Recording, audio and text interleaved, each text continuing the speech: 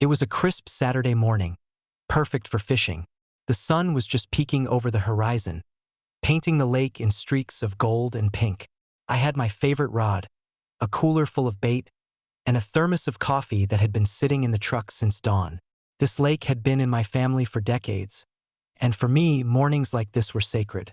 Unfortunately, Karen had decided that my lake was her personal jurisdiction.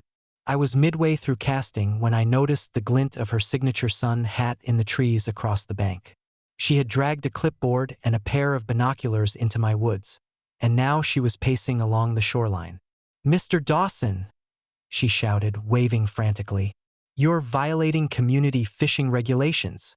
You need a permit to operate on these waters."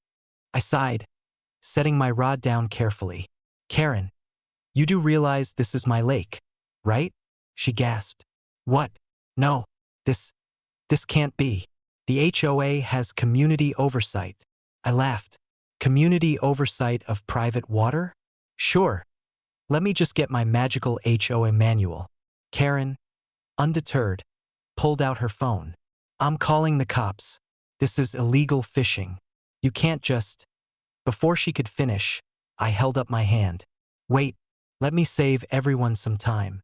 I pointed to a small plaque on the lakeside dock. "Property of Jackson Dawson. All rights reserved. Trespassers will be prosecuted." And, "Oh yes," I added, "I also own the dam that feeds this lake, the surrounding shoreline, and the water rights. That includes everything from the reeds to the fish in it.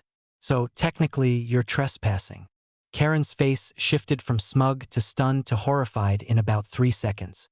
As if on cue, my phone buzzed. It was a notification from the county sheriff. They had been alerted, by Karen of course, and I politely forwarded them a copy of my land deed, the lake's water rights, and the dam ownership papers. Within 10 minutes, a sheriff's cruiser rolled onto the property. The deputies got out and approached Karen. "Ma'am," the lead deputy said, reviewing her notes, "are you aware that this lake and surrounding land are privately owned?" Karen stammered. "Well, I thought—" The deputy raised an eyebrow. "Thought incorrectly. This is private property. Any further attempts to interfere with fishing or access here will be considered trespassing." Karen paled and dropped her clipboard.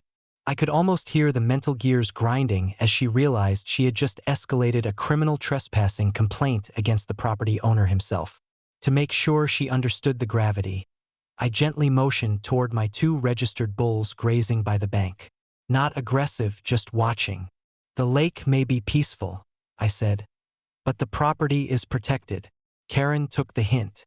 She backed up slowly, tripping over a tree root, and retreated toward the road. I waved politely, though she didn't meet my gaze. By that afternoon, the HOA board received a formal notice from the county. All HOA regulations cease to apply to this property.